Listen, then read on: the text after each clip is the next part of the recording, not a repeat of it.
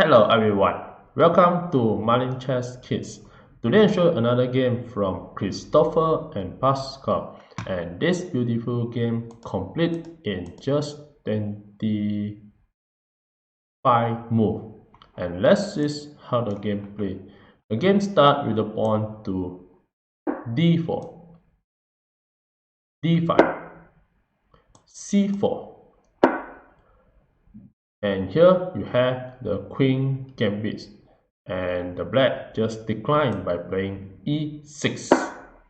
Then knight to f3, knight to f6. After this, e6 was played, and now c5 from the black. Then the white continued to develop the knight to c3, and knight c6 was played. And here, this is the first 5 move, and you can see that the position is equal for both sides. And the game continues with the pawn to a3, and now the black just capture the center pawn, c takes d4. Then the white e takes d4 again. After this, the black capture another pawn, d takes c4, and with this, the bishop just capture it back and develop the bishop. Bishop takes c4.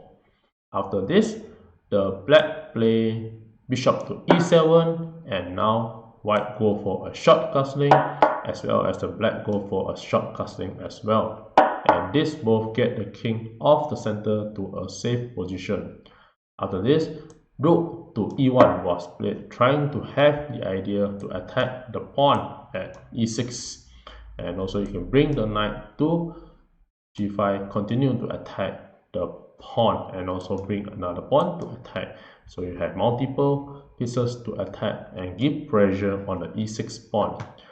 So the black just play b6, trying to have the bishop to develop, and with the idea to control the long diagonal and attack the square of the pawn in g2. So here, this is the first 10 move, and in this position, the white is slightly better with more activity to play in the game. And the game continue with bishop to g5, and this bishop continue to pin the knight. And after this move, bishop b7 was played. Then queen to d3, continue to push the queen to the d file, and also you can prepare to double up the rook and continue to pressure on the d file. Then rook c8 was played, and here the rook a to d1. After this, the knight to h5, trying to go for a bishop exchange. And with this, the white do not want to go for a bishop exchange and trying to move the bishop back to c1. After this move, there's another suggestion for the white to play at this position. Well, the white can play a queen to e3, and the idea is trying to attack the pawn at e6. So if the bishop capture, the bishop queen also can be captured, or the knight can be captured, and at the same time it also protect the bishop at g5. So if you black play a6 to attack the bishop, now the bishop can just capture the e7 bishop, and at this moment, if the black use the knight to capture, here come a very interesting move from the white, where the white can play a nice sacrifice by using the bishop to capture the e6 pawn. So after this capture, the bishop, if the pawn capture it back, then the queen can just capture and check the king, and at the same time will able to capture the knight and win back the knight, and in this exchange will be winning the 2 pawn in the exchange. So example, if the king move to h8, then the queen can just capture the knight, and after queen capture, then the rook can capture, and in this exchange the white will be clearly better because winning 2 pawns in the exchange. So back to this position, after the queen check, and let's say if the black protect with the rook, then the white can continue to play knight to e5, continue to pressure and attack the rook, and now the rook cannot be moved. And let's say if the black trying to protect the rook, then at this move the knight can just capture the rook and queen capture, then the queen again will just capture the knight, and after series of exchange in the board, the rook again will just capture back the queen, and in this position you can see the white is clearly winning, because in this position the white will having the 2 rook and the knight versus 1 rook, 1 knight and the bishop, and in this position it will be definitely winning for the white. So back to the position, after bishop capture, and let's say if the bishop capture the knight first, then the queen will just capture the bishop, queen takes f3, and after this move the pawn capture the bishop, then the queen can capture the knight, and in this position the white still have a better position in the game. So therefore queen e3 is playable in this position. However, in the game, the white choose to play bishop to c1 to move away the bishop to a back position, and later to continue the attack the diagonal c1 a6. So after this move, the black continue to play queen to c7, and here the bishop now back to a2 again, and it seems that in these 2 moves the white is reverse the bishop for the further attack in the game, because if the white do not move the bishop, if the knight move away, then the queen will be able to attack the bishop at c4 after move away the knight. For example, if you move the knight to a5, then the queen will be able to attack the bishop. So after this move, then rook c to d8, and here the bishop to b1, and this is very simple idea to use the queen and capture the pawn, and we have a very simple checkmate protected by the bishop. So at this move, g6 was played to prevent the diagonal attack, and now the bishop goes to h6, and this bishop is attacking the rook.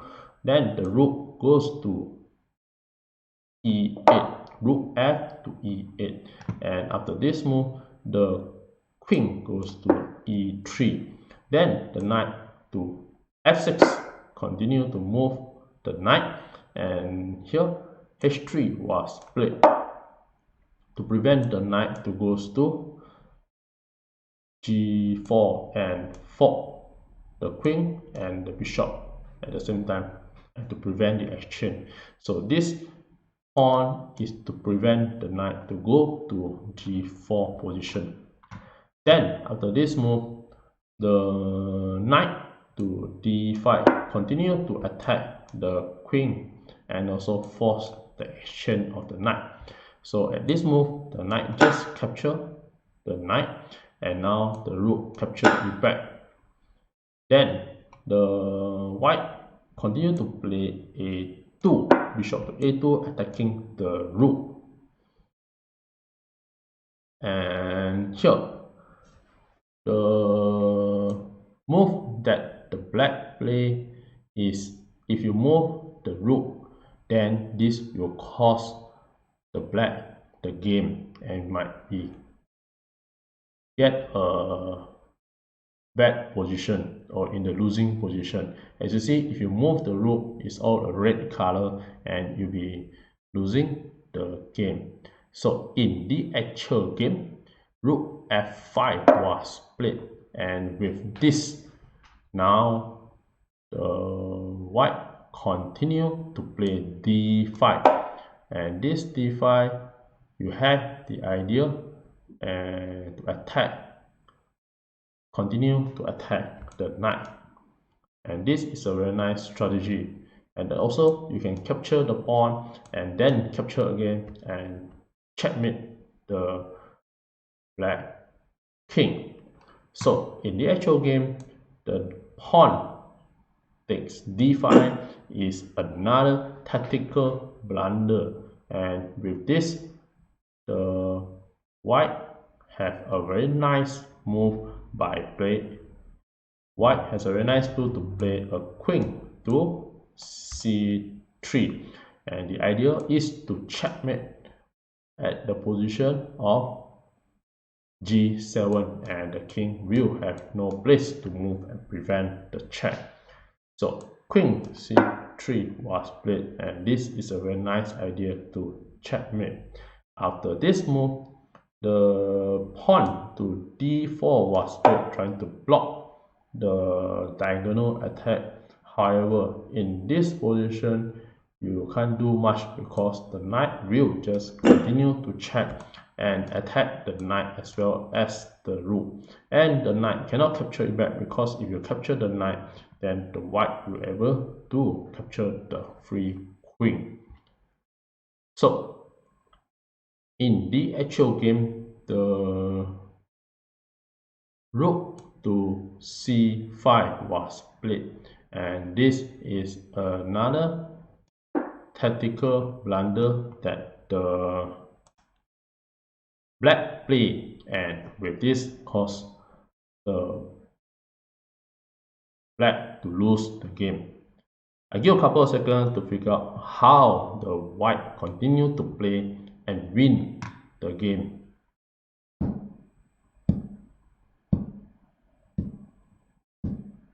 Well, congratulations for those who found the answer, and for those who like to enjoy the show, here are the brilliant moves that the white play and win the game. And in the actual game, the white played a very nice sacrifice of this bishop, and now you can see that this double bishop is very aggressive and very strong in the attack.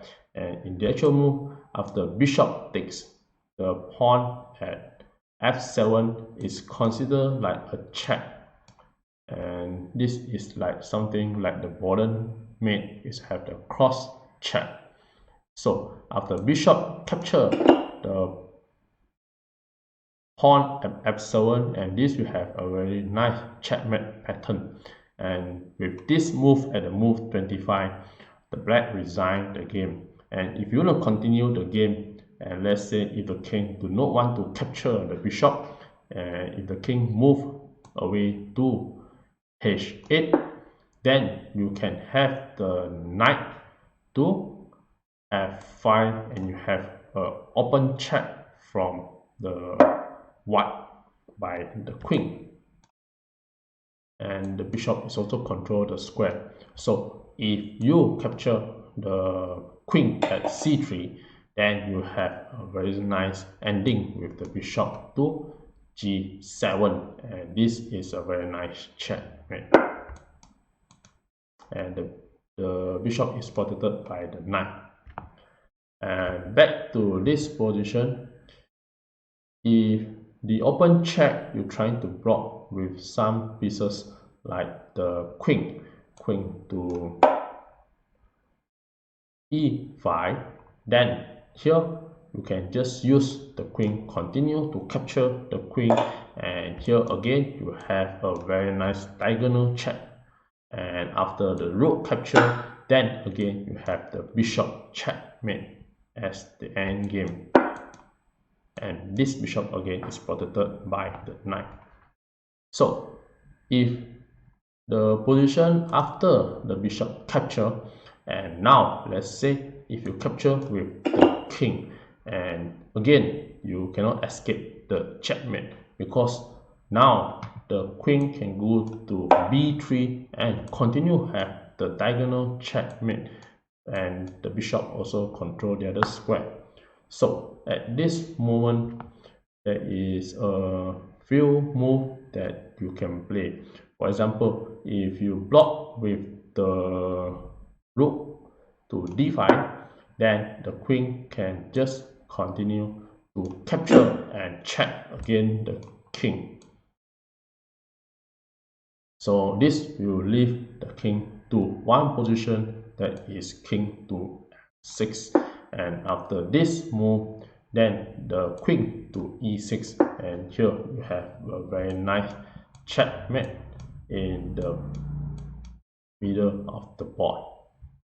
And this queen is protected by both the knight and the rook as well. And with this, thank you.